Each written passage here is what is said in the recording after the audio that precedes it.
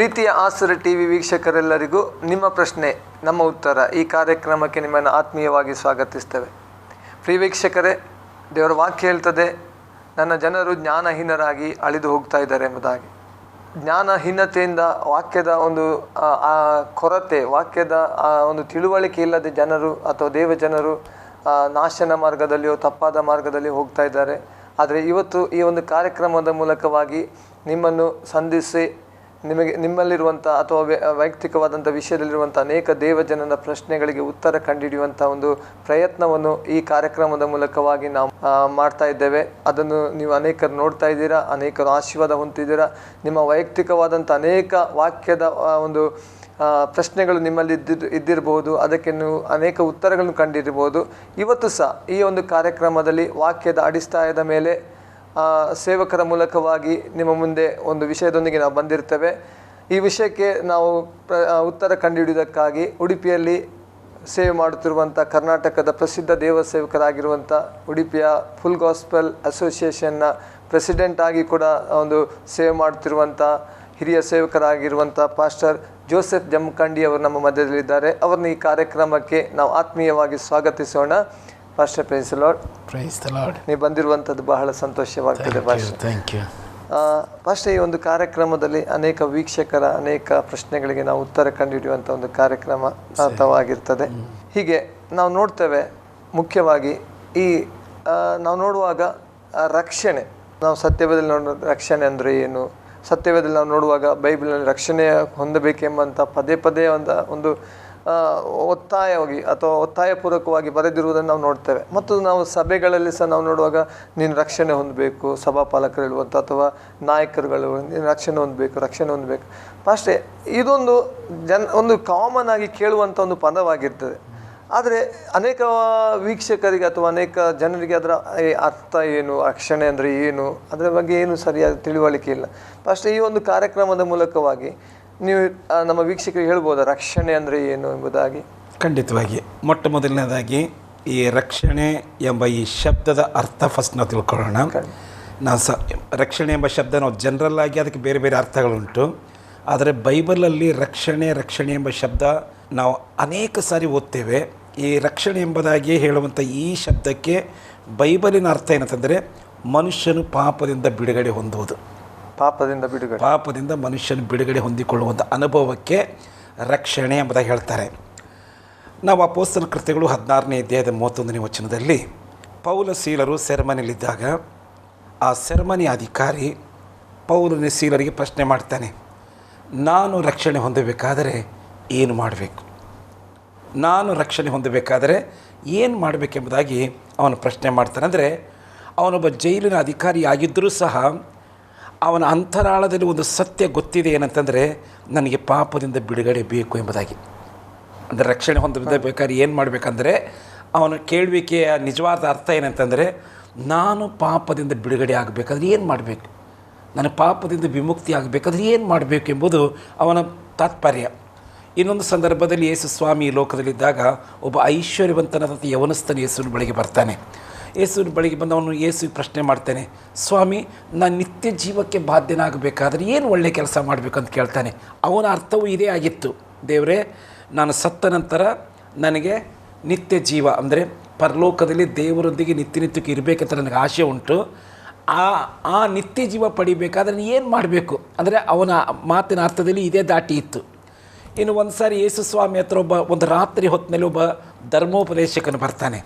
ಧರ್ಮೋಪದೇಶಕರು ಬಂದು ಯೇಸು ಸ್ವಾಮಿ ತುಂಬ ಹೊಗಳಿದ, ಯೇಸುವೆ, ನೀನು ಈ ಯೂದಾಯ ಗಲಿಲಾಯ ಸಮಾರ್ಯ ಪ್ರಾಂತ್ಯಗಳೆಲ್ಲ ಓಡಾಡಿಕೊಂಡು ನೀನು ಎಷ್ಟೋ ಅದ್ಭುತಗಳನ್ನು ಮಹತ್ ಕಾರ್ಯಗಳನ್ನು ಮಾಡ್ತಾ ಇದ್ದಿ, ಇದನ್ನೆಲ್ಲ ನಾನು ಜನರ ಬಾಯಿಂದ ಕೇಳಿದ್ದೇನೆ, ನಿನ್ನ ಬೋಧನೆ ಬಗ್ಗೆ ಜನರಿಂದ ನಾನು ಕೇಳಿದ್ದೇನೆ, ಅದಕ್ಕಾಗಿ ನಾನು ನೀನು ಒಂದು ಸಾರಿ ನೋಡಬೇಕಂತ ನನಗೆ ಬಯಕೆ ಆಯಿತು, ಹಾಗಾಗಿ ನಾನೀಗ ನಿನ್ನ ನೋಡ್ಲಿಕ್ಕೆ ಬಂದಿದ್ದೇನೆ. ಅಂದರೆ ಅವನು ಸಮಾಜಕ್ಕೆ ಭಯಪಟ್ಟು ಒಂದು ರಾತ್ರಿ ಹೊತ್ತಿನಲ್ಲಿ ಯೇಸುವಿನ ಬಳಿಗೆ ಬಂದು ಆತನು ಮಾಡುವ ಕಾರ್ಯಗಳ ನಿಮಿತ್ತವಾಗಿ, ಆತನ ಬೋಧನೆಗಳ ನಿಮಿತ್ತವಾಗಿ ಆತನನ್ನು ಗುಣಗಾನ ಮಾಡಲಿಕ್ಕೆ ಬಂದವನು.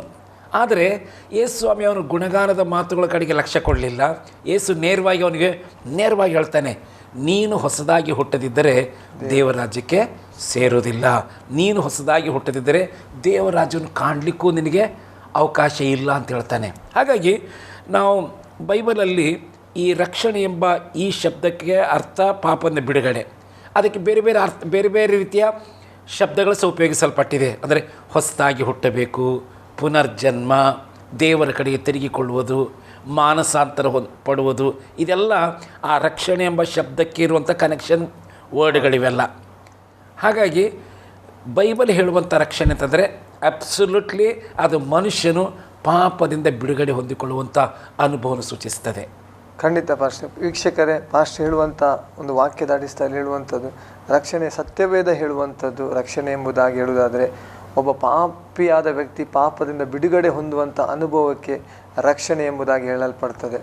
ನೀವು ಸಹ ಅನೇಕರು ಇವತ್ತು ಕೇಳ್ತಾ ಇರ್ಬೋದು, ಅನೇಕ ಕಡೆಗಳಲ್ಲಿ ನೀವು ನೋಡ್ತಾ ಇರ್ಬೋದು, ಕೇಳ್ತಾ ಇರ್ಬೋದು, ರಕ್ಷಣೆ ಹೊಂದಬೇಕು ಅಂದರೆ ಅದರ ಅರ್ಥ ನಿಮ್ಗೆ ಗೊತ್ತಿದ್ದಲಿಕ್ಕಿಲ್ಲ. ಆದರೆ ಇವತ್ತು ವಾಕ್ಯದ ಅಡಿಸ್ಥಾನದಲ್ಲಿ ಹೇಳುವಂಥದ್ದು ಪಾಪದಿಂದ ಬಿಡುಗಡೆ ಹೊಂದುವಂಥದ್ದು ಅನುಭವಕ್ಕೆ ರಕ್ಷಣೆ ಹೊಂದುವಂಥದ್ದು ಎಂಬುದಾಗಿ ವಾಕ್ಯದ ಅಡಿಸ್ಥಾನದಲ್ಲಿ ನಮಗೆ ಸೇವಕರು ಇವತ್ತು ಸ್ಪಷ್ಟವಾಗಿ ಹೇಳಿದರು. ಫಸ್ಟ್ ಇನ್ನೊಂದು ಪ್ರಶ್ನೆ, ರಕ್ಷಣೆ ಹೊಂದಬೇಕೆಂಬುದರ ಅವಶ್ಯಕತೆ ಏನಿದೆ? ಇದು ಭಾಳ ಒಳ್ಳೆಯ ಪ್ರಶ್ನೆ ನೀವು ಕೇಳಿದ್ದು. ರಕ್ಷಣೆ ಹೊಂದಬೇಕೆಂಬುದರ ಅವಶ್ಯಕತೆ ಯಾಕೆ ಅಂತಂದರೆ, ಮನುಷ್ಯರಾದಂಥ ನಾವೆಲ್ಲರೂ ದೇವರ ಮುಂದೆ ಪಾಪಿಗಳು ಎಂಬುದಾಗಿ ಬೈಬಲ್ ಬಹಳ ಸ್ಪಷ್ಟವಾಗಿ ಹೇಳ್ತದೆ. ರೋಮಾಪತ್ರಿಕೆ 3ನೇ ಅಧ್ಯಾಯ 23ನೇ ವಚನದಲ್ಲಿ ಹೆಚ್ಚು ಕಡಿಮೆ ಏನೂ ಇಲ್ಲ. ಅದು ಶ್ರೀಮಂತನೋ ಬಡವನೋ ವಿದ್ಯಾವಂತನೋ ಅವಿದ್ಯಾವಂತನೋ ಯಾವ ಭಾಷೆ ಮಾತಾಡೋನೋ ಯಾವ ದೇಶದವನೇ ಆಗಿರಲಿ, ಈ ಭೂಮಿಯ ಮೇಲೆ ಹುಟ್ಟಿದ ಪ್ರತಿಯೊಬ್ಬ ಮನುಷ್ಯನು ದೇವರ ಮುಂದೆ ಪಾಪಿ ಎಂಬುದಾಗಿ ಬೈಬಲಲ್ಲಿ ಓದ್ತೇವೆ. ಅದಕ್ಕಾಗಿ ಇನ್ನೊಂದು ಕಡೆಯಲ್ಲಿ ಬೈಬಲ್ ಓದ್ತೇವೆ, ಪಾಪ ಮಾಡದ ನರಮನುಷ್ಯನು ಈ ಲೋಕದಲ್ಲಿ ಒಬ್ಬನೂ ಇಲ್ಲ. ಪಾಪಕ್ಕೆ ಯಾವುದೋ ಒಂದು ಜಾತಿ, ಯಾವುದೋ ಒಂದು ಊರಿಗೆ ಸಂಬಂಧಪಟ್ಟ ವಿಷಯ ಅಲ್ಲ ಇದು. ಇಟ್ಸ್ ಎನ್ ಯೂನಿವರ್ಸಲ್, ಸಾರ್ವತ್ರಿಕ ಸಮಸ್ಯೆ ಇದು. ಎಲ್ಲ ಮನುಷ್ಯರು ಪಾಪ ಮಾಡಿ ದೇವರ ಮಹಿಮೆಯನ್ನು ಹೊಂದದೆ ಹೋಗಿದ್ದಾರೆ. ನಾವು 51ನೇ ಕೀರ್ತನೆಯಲ್ಲಿ ಭಕ್ತನಾದ ದಾವೀದನು ಹೀಗೆ ಹೇಳ್ತಾನೆ, ಅವನು ದೇವರ ಮುಂದೆ ಒಪ್ಕೊಳ್ತಾ ಇದ್ದಾನೆ, ದೇವರೇ, ನಾನು ಹುಟ್ಟಿದ ಅಂದಿನಿಂದಲೂ ಪಾಪಿಯೇ, ಮಾತೃ ಗರ್ಭವನ್ನು ಧರಿಸಿದ ದಿನದಂದಿನಿಂದಲೂ ನಾನು ನಿನಗೆ ದ್ರೋಹಿಯಾಗಿದ್ದೇನೆ. ಅಂದರೆ ಇವತ್ತು ನಾವು ಮುಖ್ಯವಾಗಿ ಇಲ್ಲಿ ತಿಳ್ಕೊಳ್ಬೇಕಂದ್ರೆ ರಕ್ಷಣೆ ಅವಶ್ಯಕತೆ ಯಾಕಿದೆ ಅಂತಂದರೆ ನಾವು ಪಾಪಿಗಳಾಗಿರೋದರಿಂದ. ಈಗ ರೋಗಿಗೆ ಯಾರ್ದ ಅವಶ್ಯಕತೆ ಇದೆ? ಡಾಕ್ಟರ್ದ ಅವಶ್ಯಕತೆ ಇದೆ, ಆಸ್ಪತ್ರೆ ಅವಶ್ಯಕತೆ ಇದೆ, ಔಷಧಿಗಳ ರೋಗಿ ಆಗಿರೋದಕ್ಕೋಸ್ಕರವಾಗಿ ಅವನು ಡಾಕ್ಟರ್ ಬಳಿಗೆ ಹೋಗಲೇಬೇಕು, ಯಾಕಂದರೆ ಅವನ ದೇಹದಲ್ಲಿ ರೋಗ ಇರೋದರಿಂದ. ಇವತ್ತು ಮನುಷ್ಯರಾದಂಥ ನಾವು ಸಹ ದೇವರ ಮುಂದೆ ಪಾಪಿಗಳು ಎಂಬುದು ಇದು ನಗ್ನ ಸತ್ಯ. ಇದನ್ನು ಅಲ್ಲಗಳಿಲಿಕ್ಕೆ ಸಾಧ್ಯವೇ ಇಲ್ಲ. ಒಂದು ಕಡೆಯಲ್ಲಿ ಬೈಬಲಲ್ಲಿ ಹೀಗೆ ಓದ್ತೇವೆ, ನನ್ನಲ್ಲಿ ಪಾಪ ಇಲ್ಲವೆಂಬುದಾಗಿ ಯಾವನಾದರೂ ಹೇಳಿದರೆ ಅವನು ತನ್ನನ್ನು ತಾನೇ ಮೋಸ ಮಾಡಿಕೊಳ್ತಾ ಇದ್ದಾನೆ. ಅಂದರೆ ನಾನು ಪಾಪಿ ಅಲ್ಲ ಎಂಬುದಾಗಿ ಹೇಳಲಿಕ್ಕೆ ಒಬ್ಬರಿಗೂ ಸಾಧ್ಯ ಇಲ್ಲ. ನಾವೆಲ್ಲರೂ ದೇವರ ಮುಂದೆ ಪಾಪಿಗಳು. ನಾವು ಪಾಪಿಗಳಾಗಿರುವುದರಿಂದ ಪಾಪದಿಂದ ನಮಗೆ ಬಿಡುಗಡೆ ಹೊಂದಿಕೊಳ್ಳೋದರ ಅವಶ್ಯಕತೆ ಇದೆ. ಈಗ ರೋಗಿ ಆಗಿರುವುದರಿಂದ ಅವನ ರೋಗದಿಂದ ಬಿಡುಗಡೆ ಹೊಂದಿಕೊಳ್ಬೇಕು. ಅದಕ್ಕೋಸ್ಕರ ಮಾಡ್ತಾನೆ, ಡಾಕ್ಟರ್ ಬಳಿಗೆ ಓಡ್ತಾನೆ, ಆಸ್ಪತ್ರೆಗಳಿಗೆ ಓಡ್ತಾನೆ, ಆಸ್ಪತ್ರೆಗಳ ಮೊರೆ ಅವನು ಔಷಧಿಗಳ ಮೊರೆ ಹೋಗ್ತಾನೆ. ಹಾಗೆಯೇ ಪಾಪಿಗಳಾದಂಥ ನಾವು ನಮಗೆ ಪಾಪದಿಂದ ಬಿಡುಗಡೆ ಹೊಂದಿಕೊಳ್ಳಲೇಬೇಕಾಗಿರೋದು ಅವಶ್ಯಕತೆ ಇರುವುದರಿಂದ ನಾವು ರಕ್ಷಣೆ ಹೊಂದಿಕೊಳ್ಳಲೇಬೇಕೆಂಬುದಾಗಿ ಸತ್ಯವೇದ ನಮಗೆ ತಿಳಿಸ್ತದೆ. ಅಷ್ಟೇ, ಖಂಡಿತ. ಇವತ್ತು ನಾವು ಪಾಪದಿಂದ ಬಿಡುಗಡೆ ಹೊಂದಬೇಕಾದ್ರೆ ರಕ್ಷಣೆ ಹೊಂದಲೇಬೇಕು. ಈಗ ಒಂದು ಜನರಲಿ ಆಗಿ ಹೇಳುವಂಥ ಮಾತು ನೀವು ಹೇಳಿದ್ದೀರಿ, ವಾಕ್ಯ ಸಹ ಹೇಳ್ತದೆ, ಪಾಪ ಇಲ್ಲ ಎಂದು ಹೇಳಿದರೆ ತನ್ನನ್ನು ತಾನೇ ಮೋಸಪಡಿಸ್ತಾನೆ ಎಂಬುದಾಗಿ. ಆದರೆ ಇವತ್ತು ಈ ಮನುಷ್ಯನಲ್ಲಿ ಕೆಲವರು ಹೇಳುವಂಥ ಮಾತು ಹೀಗಿದೆ, ಅದು ದೇವರು ಮಾಡಿರುವಂಥ ಕರ್ಮ. ಪಾಪ ಎಂಬುದು ನಾವೇನು ಕಳ್ಳತನ ಮಾಡಿದರೆ ಅದು ಅವನು ಮಾಡುವಂಥ ಕರ್ಮ ಅಂತ ಹೇಳ್ತಾರೆ, ಅಥವಾ ಈ ರೀತಿಯಾಗಿ ಹೇಳ್ತಾರೆ. ಅದು ಬೇಕಂತ ಅವನು ಮಾಡೋದು ಅವನ ದೃಷ್ಟಿಯಲ್ಲಿ ತಪ್ಪಾಗಿರ್ಬೋದು, ಅದು ಇನ್ನೊಬ್ಬನಿಗೆ ಅದು ಒಳ್ಳೆಯದಾಗಿರ್ತದೆ ಇನ್ನೊಬ್ಬನ ದೃಷ್ಟಿಯಲ್ಲಿ. ಅದರ ಬಗ್ಗೆ ನೀವೇನು ಹೇಳ್ತೀರಪ್ಪ? ನೋಡಿ, ಪಾಪನೇ. ಕಳ್ಳನಿಗೆ ಒಳ್ಳೆಯವನಂತ ಹೇಳೋಕ್ಕಾಗಲ್ಲ. ಹೌದು, ಒಳ್ಳೆಯವನಿಗೆ ಒಳ್ಳೆಯವನಂತ ಹೇಳಬೇಕು, ಕೆಟ್ಟವನಿಗೆ ಕೆಟ್ಟವನಂತ ಹೇಳಬೇಕು. ಕೆಟ್ಟವನಿಗೆ ಒಳ್ಳೆಯವನಂತ ಹೇಳೋದ್ರಲ್ಲಿ ಅರ್ಥನೇ ಇಲ್ಲ. ಈಗ ಎಲ್ಲಕ್ಕಿಂತ ಮುಖ್ಯವಾಗಿ ಸ್ವಲ್ಪ ಈ ರಕ್ಷಣೆ ಬಗ್ಗೆ ಸ್ವಲ್ಪ ನಾವು ಇನ್ನೂ ಆಳಕ್ಕೆ ಹೋಗಬೇಕಾದ್ರೆ ನಾವು ಲೋಕದಲ್ಲಿ ಪಾಪ ಹೇಗೆ ಬಂತು ಇದನ್ನು ನಾವು ತಿಳ್ಕೊಳ್ಳಿಕ್ಕೆ ಪ್ರಯತ್ನ ಮಾಡಬೇಕು. ಯಾಕಂದ್ರೆ ನಾವು ಬೈಬಲಿನ ಮೊದಲನೇ ಪುಸ್ತಕ ಆದಿಕಾಂಡ, ಈ ಆದಿಕಾಂಡದಲ್ಲಿ ದೇವರು ಈ ಲೋಕವನ್ನು ಹೇಗೆ ಸೃಷ್ಟಿ ಮಾಡಿದೆ ಎಂಬುದಾಗಿ ಬರೆಯಲ್ಪಟ್ಟಿದೆ. ಆಮೇಲೆ ಈಗ ನಾವು ಕಣ್ಣಿಗೆ ಕಾಣುವಂಥ ಸೂರ್ಯ, ಚಂದ್ರ, ನಕ್ಷತ್ರ, ಗಿಡ, ಮರ, ಜಲ, ಚರಗಳು, ನದಿಗಳು, ಸಾಗರ, ಇದೆಲ್ಲ ತನ್ನಿಂತಾನೇ ಆದದ್ದಲ್ಲ. ಇದೆಲ್ಲವನ್ನು ಉಂಟು ಮಾಡಿದ ಒಬ್ಬ ದೇವರಿದ್ದಾನೆ. ನಾವು ಬೈಬಲಲ್ಲಿ ಈ ಬೈಬಲ್ ಒಂದೇ ಗ್ರಂಥ ಈ ಎಲ್ಲ ಸೃಷ್ಟಿಗಳ ಬಗ್ಗೆ ಜನರಿಗೆ ಮಾಹಿತಿ ಕೊಡುವಂಥ ಏಕೈಕ ಗ್ರಂಥ ಬೈಬಲ್ ಮಾತ್ರ. ದೇವರು ಎಲ್ಲವನ್ನು ಸೃಷ್ಟಿ ಮಾಡಿದ. ಆಮೇಲೆ ಬೈಬಲಲ್ಲಿ ಓದ್ತೇವೆ, ತಾನು ಸೃಷ್ಟಿ ಮಾಡಿ 6ನೇ ದಿನದಲ್ಲಿ ದೇವರು ಮನುಷ್ಯನನ್ನು ಉಂಟು ಮಾಡಿದ. ಮತ್ತು ಮನುಷ್ಯನನ್ನು ದೇವರು ಮಣ್ಣಿನಿಂದ ಉಂಟು ಮಾಡಿದಂಥ ಬೈಬಲಲ್ಲಿ ಓದ್ತೇವೆ. ಮಣ್ಣಿನಿಂದ ಆಕಾರ ಮಾಡಿ ತನ್ನ ಜೀವಶ್ವಾಸವನ್ನು ಮೊದಲು ಆದಮನಲ್ಲಿ ಅಂದರೆ ಮನುಷ್ಯನಲ್ಲಿ ಊದುವಾಗ ಅವನು ಬದುಕುವ ಮನುಷ್ಯನಾದನು. ಆಮೇಲೆ ದೇವರು ಮೊದಲು ಮನುಷ್ಯನನ್ನು ಉಂಟು ಮಾಡಿ ಅವನು ಸುಂದರವಾದಂಥ ಒಂದು ಏದೇನು ತೋಟದಲ್ಲಿ ಇಟ್ಟನು. ಇಟ್ಟು ಆ ತೋಟವನ್ನು ಕಾಯಲಿಕ್ಕೂ ಆ ತೋಟದಲ್ಲಿ ವ್ಯವಸಾಯ ಮಾಡಲಿಕ್ಕೂ ಅವನು ದೇವರು ನೇಮಕ ಮಾಡಿದ. ಇನ್ನು ಅವನಿಗೆ ಹೆಂಡತಿ ಕೊಟ್ಟಿರಲಿಲ್ಲ, ಹವಳು ಉಂಟು ಮಾಡಿರಲಿಲ್ಲ. ಸಾಮಾನ್ಯವಾಗಿ ದೇವರು ಏನೆಲ್ಲ ಪಶು ಪಕ್ಷಿ ಪ್ರಾಣಿ ಕ್ರಿಮಿಕೀಟ ಉಂಟು ಮಾಡುವಾಗೆಲ್ಲ ಒಂದು ಗಂಡು ಒಂದು ಹೆಣ್ಣು, ಒಂದು ಗಂಡು ಒಂದು ಹೆಣ್ಣಾಗಿ ಎಲ್ಲವನ್ನು ಮೊದಲೇ ಪ್ರಾರಂಭದಲ್ಲೇ ಮಾಡುವಾಗಲೇ ಮಾಡಿಬಿಟ್ಟ. ಆದರೆ ಮನುಷ್ಯನನ್ನು ಮಾಡುವಾಗ ಮೊದಲು ಪುರುಷನನ್ನು ಮಾತ್ರ ಮಾಡಿದ, ಆಮೇಲೆ ಸ್ತ್ರೀಯನ್ನು ಮಾಡಿರಲಿಲ್ಲ. ಅವನನ್ನು ಏದೇನು ತೋಟದಲ್ಲಿ ಇಟ್ಟು ಅದನ್ನು ವ್ಯವಸಾಯ ಮಾಡಲಿಕ್ಕೂ ಅದನ್ನು ಕಾಯಲಿಕ್ಕೆ ಇಡ್ತಾನೆ.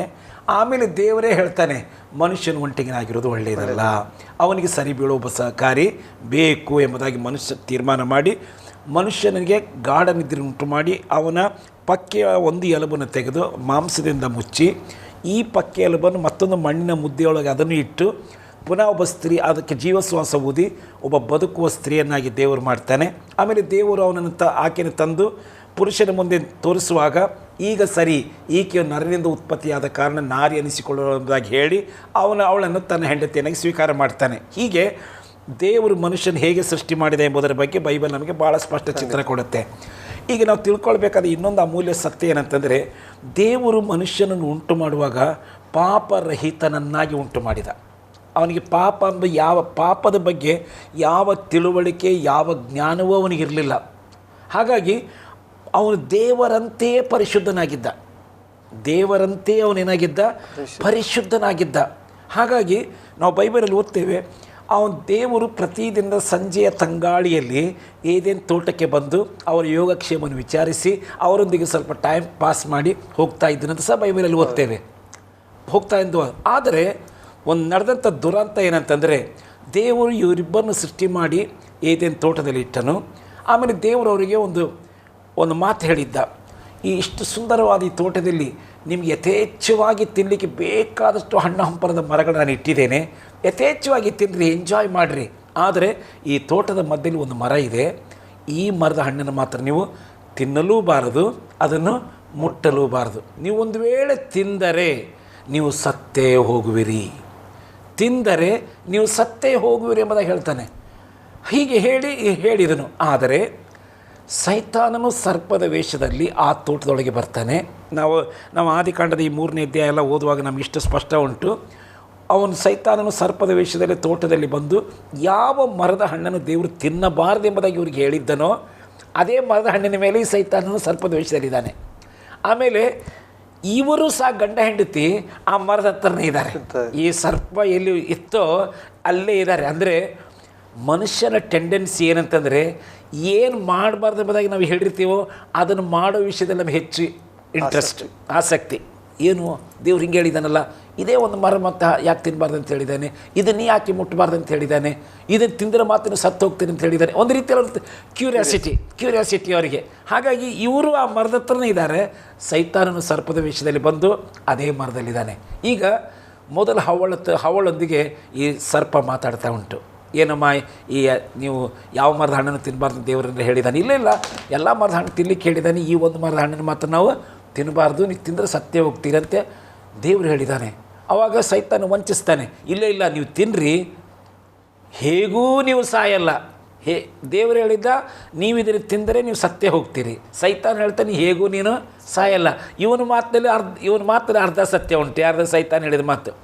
ದೇವರು ನೀನು ಸತ್ತೇ ಸಾಯ್ತಿ ಅಂತ ಹೇಳುವಾಗ ಆತನ ಮಾತಿನ ಅರ್ಥ ಏನಾಗಿತ್ತಂದರೆ, ನೀವು ನನ್ನ ಮಾತಿಗೆ ಅವಿಧೇಯರಾದರೆ ನೀವು ಆತ್ಮಿಕವಾಗಿ ಸತ್ತು ಹೋಗ್ತೀರಿ ಅಂತ ಹೇಳಿದ ಆತನ ಅರ್ಥ. ಆತ್ಮ ಸಾಯೋದು, ಈ ಆತ್ಮ ಸತ್ತು ಹೋಗಿ ನೀನು ಸತ್ತೇ ಹೋಗ್ತೀನಿ ಅಂತ ಅನ್ನೋದರ ಮೂಲಕವಾಗಿ ದೇವರು ಇನ್ನೊಂದು ಸ್ಪಷ್ಟಪಡಿಸ್ತಾ ಇದ್ದಾನೆ, ನನಗೂ ನಿಮಗಿರುವಂಥ ಈ ಮಧುರ ಸಂಬಂಧ ಕಟ್ಟಾಗತ್ತೆ.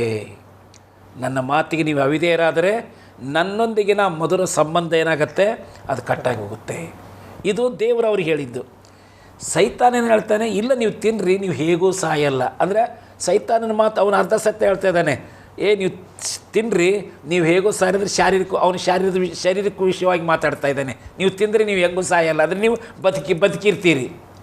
ದೇವರು ಹೇಳಿದ ಮಾತು ಸತ್ಯ ಹೋಗ್ತಾರೆ ಅಂದರೆ ನೀವು ತಿಂದರೆ ಆತ್ಮಿಕವಾಗಿ ಸಾಯ್ತೀರಿ. ಇವನು ಹೇಳ್ತಾ ಇದ್ದಾನೆ, ನೀನು ಶಾರೀರಿಕವಾಗಿ ಏನಾಗಲ್ಲ, ನೀನು ಸಾಯುವುದಿಲ್ಲ. ಹಾಗಾಗಿ ಈ ಹವ್ವಳು ಗೊಂದಲಕ್ಕೊಳಗಾಗಿ ಅವನ ಮಾತಿಗೆ ಮರುಳಾಗಿ ಈ ಹಣ್ಣನ್ನು ತೆಗೆದುಕೊಂಡು ತಾನು ತಿಂದುಬಿಡ್ತಾಳೆ ಅಂತ ಬೈಬಲಲ್ಲಿ ಓದ್ತೇವೆ. ಆಕೆ ತಿಂದದಷ್ಟೇ ಅಲ್ಲ, ಆಕೆಯು ತನ್ನ ಗಂಡನಿಗೂ ಕೊಟ್ಟಳು, ಗಂಡನು ತಿಂದ. ಈಗ ಗಂಡನು ಒಂದು ತಪ್ಪು ಮಾಡಿದ ಇಲ್ಲಿ. ಈಗ ನೋಡಿ, ಅವರಿಬ್ಬರು ಇದ್ದದ್ದು ಗಿರಿಕಿ ಹೊಡಿತಾ ಇದ್ದಿದ್ದು ಎಲ್ಲಿ? ಆ ಮರದ ಹತ್ರನೇ.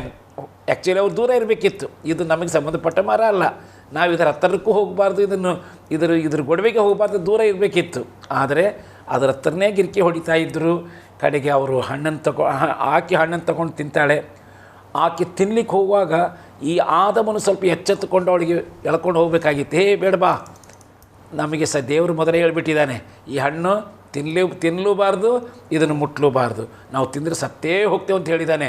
ಬೇಡ ಬೇಡ ಬೇಡ, ಇದೆಲ್ಲ ಮಾತು ನಾವು ಕೇಳೋದು ಬೇಡ, ನಡಿ ಹೋಗೋಣ ಇಲ್ಲೇನು ಅಂತೇಳಿ ಆಕೆಯನ್ನು ಕರ್ಕೊಂಡು ಹೋಗಬೇಕಾಗಿತ್ತು. ಇವನು ಆ ಚಂದದ ಮಾತುಗಳನ್ನು ಕೇಳಿಕೊಂಡು ಅಲ್ಲೇ ನಿಂತ್ಕೊಂಡ. ಹೆಂಡತಿ ಮೋಸ ಹೋದ್ಲು.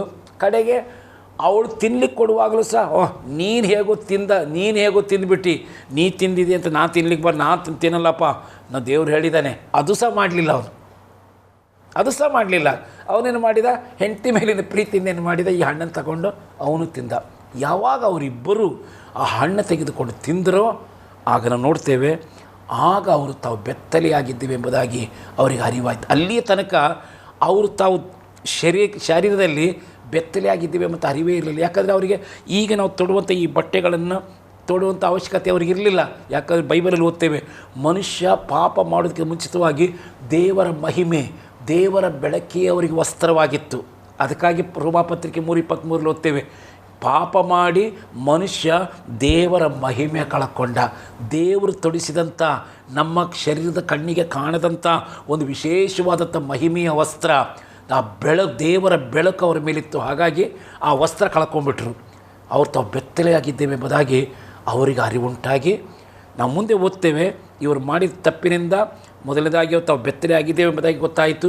ಈಗ ಅವ್ರ ಮನಸ್ಸಿನಲ್ಲಿ ಭಯ. ಈಗ ಅಯ್ಯೋ, ದೇವರು ಹೇಳಿದ್ದ ಈ ಹಣ್ಣು ತಿನ್ನಬಾರ್ದು ಅಂತೇಳಿ ನಾವು ಹಣ್ಣನ್ನು ತಿಂದುಬಿಟ್ಟಿದ್ದೇವೆ. ಈಗ ಅವರಿಗೆ ಭಯ ಕಾಡ್ತಾ ಇದೆ. ಎರಡನೇದಾಗಿ ಒಂಥರ ತಮ್ಮ ಮನಸ್ಸಾಕ್ಷಿ ಅವರು ಮಾಡಿದ ತಪ್ಪಿನ ಬಗ್ಗೆ ಅವರಿಗೆ ಚುಚ್ತಾ ಇರೋದರಿಂದ ಈಗ ಪ್ರತಿದಿನ ಸಂಜೆಯ ತಂಗಾಳಿಯಲ್ಲಿ ಯಥಾ ಪ್ರಕಾರ ಅವರು ನೋಡೋದಕ್ಕಾಗಿ ದೇವರಲ್ಲಿ ಬಂದಿದ್ದಾನೆ. ಬರುವಾಗ ಇವರು ಎದುರಿಗೆ ಬರಲಿಲ್ಲ. ಪ್ರತಿದಿನ ಆತನು ಬರುವಂಥ ಸಪ್ಪಳವನ್ನು ಕೇಳಿ ಇವರೇ ಓಡಿ ಹೋಗ್ತಾ ಇದ್ದರು ಎದುರುಗೊಳ್ಳಿಕ್ಕೆ. ಹೇಗೆ ಒಂದು ತಂದೆ ತಾಯಿ ಅಥವಾ ಎಲ್ಲೋ ಪೇಟೆಗೆ ಹೊರಗೆ ಹೋದವರು ಮನೆಯೊಳಗೆ ಬರಬೇಕಾದ್ರೆ ಅವ್ರ ಶಬ್ದ ಕೇಳಿದ ಮಕ್ಕಳು ಖುಷಿಯಿಂದ ಓಡೋಗ್ಬಿಡ್ತಾರೆ. ಖುಷಿಯಿಂದ ಅಪ್ಪ ಅಮ್ಮ ಅಂತ ಹೋಗಿ ಏನು ಮಾಡ್ತಾರೆ, ತಪ್ಪಿಕೊಳ್ತಾರೆ. ಅಂದರೆ ಮಕ್ಕಳು ಅಷ್ಟು ಪ್ರೀತಿಯಿಂದ ತಂದೆ ತಾಯಿಗಳನ್ನು ಓಡಿ ಹೋಗ್ತಾರೆ. ಆದರೆ ಇವರು ಏನು ಮಾಡಿದ್ರು, ಈ ದಿವಸ ಎದುರಿಗೆ ಬರಲಿಲ್ಲ ಇವರು. ಯಾಕಂದರೆ ಭಯ. ದೇವರು ಹೇಳಿದ ತಿನ್ನಬಾರ್ದಂತ ಹೇಳಿದ್ದ, ತಿಂದುಬಿಟ್ವಿ. ಈಗ ನಾವು ಬೆತ್ತಲೆಯಾಗಿದ್ದೀವಿ ಎಂಬುದಾಗಿ ಅವರಿಗೆ ಅರಿವಾಯಿತು. ದೇವರ ಮುಂದೆ ಬರಲಿಕ್ಕೆ ಭಯಪಟ್ಟರು. ಸಪ್ಪಳ ಕೇಳಿದರೂ ಬರಲಿಲ್ಲ. ಸಪ್ಪಳ ಕೇಳಿದರು. ಈಗ ಹೇಳ್ತಾರೆ, ಸಪ್ಪಳ ಕೇಳಿ ಓಡಿ ಬರೋರು, ನೀನು ಬರುವ ಸಪ್ಪಳವನ್ನು ಕೇಳಿ ನಾವೇನಾಗಿದ್ದೀವಿ, ಮರಗಳ ಹಿಂದೆ ಹೋಗಿ ಏನು ಮಾಡಿದ್ರು, ಅವರು ಅಡಿಗೆಕೊಂಡ್ರು ಅಂತ ಬೈಬಲ್ ಅವ್ರ ಬಗ್ಗೆ ಓದ್ತೇವೆ. ಅವರು ಅಡಿಗೆಕೊಂಡ್ರು. ಕಡೆಗೆ ದೇವರೇ ಕರಿಬೇಕಾಯ್ತೆ, ಆದಮನೆ ನೀನು ಎಲ್ಲಿದ್ದಿ? ಇಷ್ಟು ಸಮಯ ಒಂದು ಸಾರಿ ಆದರೂ ದೇವರವರು ಕೂಗಿ ಕರೆದಿದ್ದಿಲ್ಲ. ಬರೀ ಸಪ್ಪಳ ಕೇಳಿ ಓಡಿ ಬರೋರು ಈಗ ನೀನು ಎಲ್ಲಿದ್ದೀ ಎಂಬುದಾಗಿ ದೇವರು ಕೇಳುವಂಥ ಒಂದು ಸ್ಥಿತಿಯನ್ನು ಅವರು ನಿರ್ಮಾಣ ಮಾಡಿದರು. ಹೀಗೆ ದೇವರು ತಿನ್ನಬಾರದು ಎಂಬುದಾಗಿ ಹೇಳಿದಂಥ ಹಣ್ಣನ್ನು ತಿಂದದ್ದರಿಂದ ಅವರು ದೇವರ ಮಹಿಮೆ ಕಳ್ಕೊಂಡ್ರು. ಹಾಗೆ ಲೋಕದಲ್ಲಿ ಮನುಷ್ಯರೊಳಗೆ ಅವರ ಅವಿಧೇಯತೆಯಿಂದ ಪಾಪ ಅವರೊಳಗೆ ಪ್ರವೇಶಿಸಿತು. ಈಗ ಈ ಪಾಪ ಅವರೊಳಗೆ ಪ್ರವೇಶಿಸಿದ್ದರಿಂದ ಅದರ ಪಾಪದ ಪರಿಣಾಮಗಳು ಬಹಳ ವಿಶೇಷವಾಗಿ ಇಲ್ಲಿ ವಿವರಿಸಲ್ಪಟ್ಟಿದೆ. ಆದಿಕಾಂಡದಲ್ಲಿ ಅವರು ಮಾಡಿದ ಪಾಪ ದೆಸೆಯಿಂದ ಬೆತ್ತಲೆಯಾಗಿದರು ಒಂದು ಕಡೆಯಿಂದ, ದೇವರ ಮಹಿಮೆ ಕಳ್ಕೊಂಡ್ರು ಮತ್ತೊಂದು ಕಡೆಯಿಂದ, ಭಯ ನಾಚಿಕೆಗೆ ಅವ್ರನ್ನ ಕಾಡ್ತಾ ಇದೆ ಮತ್ತೊಂದು ಕಡೆಯಿಂದ. ಈಗ ಇವರು ಮಾಡಿದ ಪಾಪ ದೆಸೆಯಿಂದ ದೇವರೇನು ಮಾಡಿದ, ಏದೇನು ತೋಟದಿಂದ ಅವರು ಹೊರಗೆ ಹಾಕಿದನು. ಮೊದಲ ಸುಖದ ಜೀವನ ಇತ್ತು ಅವರಿಗೆ ಕೆಲಸ ಮಾಡಿರಿ, ಅದನ್ನು ಕಾಯಿರಿ ಅಂತ ದೇವರು ಹೇಳಿದಾಗ ಅದೊಂಥರ ಹಾಬಿಯಾಗಿ ಅದನ್ನು ಮಾಡಬೇಕಿತ್ತಷ್ಟೇ. ಹೀಗೆ ನಾವು ರಟ್ಟೆಯಿಂದ ಬೆವರು ಸುರಿಸಿ ಕಷ್ಟಪಟ್ಟು ಬೆವರು ಸುರಿಸಿ ತಿನ್ನುವಂಥ ವಿಷಯವಲ್ಲ. ಅವರ ಟೈಮ್ ಪಾಸಿಗೋಸ್ಕರ ಒಂದು ಹಾಬಿಯಾಗಿ ದೇವರನ್ನು ಮಾಡಿದ ಅವ್ರನ್ನ ಅವ್ರು ಟೈಮ್ ಪಾಸ್ ಮಾಡೋದಕ್ಕಾಗಿ ತೋಟದಲ್ಲಿ ಎಲ್ಲವನ್ನು ಒಂದು ನೋಡ್ಕೊಡ್ರಪ್ಪ ಕಾಯಿರಪ್ಪ ಅಂತ ಹೇಳಿದ್ದ. ಈಗ ದೇವರು ಎಲ್ಲವನ್ನು ರೆಡಿ ಮಾಡಿಟ್ಟಂಥ ತೋಟದಿಂದ ಏನು ಮಾಡಿದ, ಹೊರಗೆ ದೊಬ್ಬಿ ಅದರೊಳಗೆ ಪ್ರವೇಶ ಮಾಡಿದ ಹಾಗೆ ಬಿಚ್ಚುಗತ್ತಿಗಳು ಹಿಡಿದಂಥ ದೂತರನ್ನೇನು ಮಾಡಿದ, ನಿಲ್ಲಿಸಿಬಿಟ್ಟ. ಈಗ ಅವರೇನು ಮಾಡಿದ, ಸಂಪೂರ್ಣವಾಗಿ ದೇವರ ಅನ್ಯೋನ್ಯತೆಯಿಂದ ಏನಾದರೂ ದೂರ ಆಗಿಬಿಟ್ರು. ಇದು ಮನುಷ್ಯನು ಮಾಡಿದ ಪಾಪದ ಫಲ. ಅಂದರೆ ನೀನು ಸತ್ತೇ ಹೋಗು ಎಂಬುದು ಹೇಳಿದ್ನಲ್ಲ, ಅವರು ಆತ್ಮಿಕವಾಗಿ ಸತ್ತು ಹೋದರು. ದೇವರು ನಿಮಗೆ ಸಂಬಂಧವನ್ನು ಏನು ಮಾಡಿದ್ರು, ಅವರು ಕಳ್ಕೊಂಡ್ಬಿಟ್ರು. ಇದರಿಂದ ದೇವರನ್ನು ತೋಟದಿಂದ ಹೊರಗೆ ಹಾಕಿದ ಮೊದಲನೇ ವಿಷಯ. ಆಮೇಲೆ ಈ ಪಾಪದಿಂದ ಆದಂಥ ಪರಿಣಾಮಗಳು ನಾವು ಸೂಕ್ಷ್ಮವಾಗಿ ಓದುವಾಗ ನಮಗೆ ಮೈ ನಡುಕುಂಟು ಮಾಡ್ತದೆ. ಈಗ ದೇವರು ಹವಳಿಗೆ ಹವಳು ಬರ್ತಾಳೆ. ಈಗ ದೇವರೆದುರಿಗೆ ಭಯದಿಂದ ಬರ್ತಾ ಇದ್ದಾರೆ. ಈಗ ಭಯದಿಂದ ಬರುವಾಗ ಹವಳಿಗೆ ದೇವರು ಕೇಳ್ತಾನೆ, ಏನಮ್ಮ ನಾನು ತಿನ್ನಬಾರ್ದಂತ ಹೇಳಿದಂಥ ಹಣ್ಣನ್ನು ತಿಂದಿದೆಯಾ ಅಂತ ಕೇಳಿದ. ಈಗ ಒಂದು ಒಳ್ಳೆಯ ಅವಕಾಶ ಇತ್ತು. ಆಕೆಯು ತಾನು ಮಾಡಿದ ತಪ್ಪಿಗೋಸ್ಕರವಾಗಿ ದೇವರೊಂದು ಪಶ್ಚಾತ್ತಾಪ ಪಟ್ಟು ದೇವರಿಂದ ಒಂದು ಪರಿಹಾರ ಹೊಂದಿಕೊಳ್ಳಿಕ್ಕೆ ಒಂದು ಒಳ್ಳೆಯ ಅವಕಾಶ ಇತ್ತು. ಅವಳದನ್ನು ಕಳ್ಕೊಂಡ್ಬಿಟ್ಲು. ದೇವ್ರು ಹೇಳ್ತಾನೆ, ಏನಮ್ಮ ನೀನು ಹಣ್ಣು ತಿಂದೀಯಾ? ಹೌದು ದೇವರೇ, ನಾನು ಹಣ್ಣು ತಿಂದೆ, ದಯಮಾಡಿ ನನಗೆ ಕ್ಷಮಿಸು ಅಂತ ಒಂದು ಮಾತು ಎಲ್ಲಿಯಾದರೂ ಆಕೆಯಿಂದ ಬಾಯಿಂದ ಬಂದಿದ್ದರೆ ನಾನು ನೆನೆಸ್ತೀನಿ, ಇವತ್ತು ವರ್ಲ್ಡ್ ಸಿಸ್ಟಮೇ, ಇಡೀ ಹೋಲ್ ಸಿಸ್ಟಮೇ ಬೇರೆ ಆಗಿರ್ತಿತ್ತು. ಆ ಅವಕಾಶವನ್ನು ಕಳ್ಕೊಂಡ್ಬಿಟ್ಲು ಅವಳು. ದೇವರದ್ದು ಸ್ವತಃ ಕೇಳಿದ ಎಂಬುದಾಗಿ ಭಾಳ ಒಳ್ಳೆಯ ಅವಕಾಶ ಇತ್ತು ಅವಳಿಗೆ. ದೇವರೇ ಕೇಳ್ತಾನೆ, ನೀ ತಿಂದ್ಯಾ? ಈಗ ನಾವು ತಪ್ಪು ಮಾಡಿದಂಥ ಆಕೆಗೆ ಮನಸ್ಸಾಕ್ಷಿ ಹೇಳ್ತಾ ಇದೆ. ಈಗ ಕೂಡಲೇ ಏನು ಹೇಳಬೇಕಾಗಿತ್ತು, ದೇವರೇ ನಾನು ಐ ಆಮ್ ವೆರಿ ಸಾರಿ, ದೇವರೇ ನಾನು ತಪ್ಪು ಮಾಡಿಬಿಟ್ಟೆ, ದಯವಿಟ್ಟು ನನ್ನ ತಪ್ಪನ್ನು ಕ್ಷಮಿಸು. ಇವತ್ತು ಮನುಷ್ಯನ ಸ್ವಭಾವ ಇದೇನೆ, ಏನೇ ತಪ್ಪು ಮಾಡಿದರೂ ಸಹ ಒಪ್ಕೊಳ್ಳಿಕ್ಕೆ ತಯಾರಿಲ್ಲ. ತಾನು ಮಾಡಿದ ತಪ್ಪನ್ನು ಒಪ್ಕೊಳ್ಳಿಕ್ಕೆ ತಯಾರಿಲ್ಲ. ಬೈಬಲಲ್ಲೇ ಓದ್ತೇವೆ, ಜ್ಞಾನೋಕ್ತಿ 28:13 ದೋಷಗಳನ್ನು ಮುಚ್ಚಿಕೊಳ್ಳುವವನಿಗೆ ಶುಭವಾಗದು, ಅವುಗಳನ್ನು ಒಪ್ಪಿಕೊಂಡು ಬಿಟ್ಟು ಬಿಡುವವನಿಗಷ್ಟೇ ದೇವರ ಕರುಣೆ ದೊರೆಯುತ್ತದೆ. ಹಾಗಾಗಿ ಒಳ್ಳೆಯ ಅವಕಾಶ ಇತ್ತು ತನ್ನ ತಪ್ಪನ್ನು ಒಪ್ಕೊಳ್ಳಿಕ್ಕೆ. ಆದರೆ ಸಿಕ್ಕ ಅವಕಾಶವನ್ನು ಆಕೆ ಏನು ಮಾಡಿದ್ರು, ಕಳ್ಕೊಂಡಳು.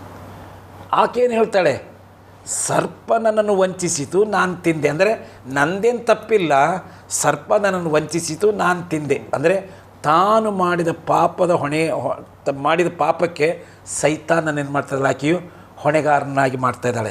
ತಾನು ತಪ್ಪು ಮಾಡಿದ್ದೀನಿ ಎಂಬುದು ಹೇಳಲಿಕ್ಕೆ ಆಕೆ ತಯಾರಿಲ್ಲ. ಇದು ಮನುಷ್ಯನ ಒಂದು ದೊಡ್ಡ ದುರಂತ. ಇದು ಈ ಕಡೆಗೆ ಇವಳಿಗೆ ಈ ಥರ ಆದಮೇಲೆ ದೇವರು ಪುನಃ ಆದಮನಿಗೆ ಕರೀತಾನೆ, ಏನಪ್ಪ ನೀನು ಹಣ್ಣು ತಿಂದೀಯಾ ಅಂತ ಅವನಿಗೂ ಪ್ರಶ್ನೆ ಮಾಡ್ತಾನೆ.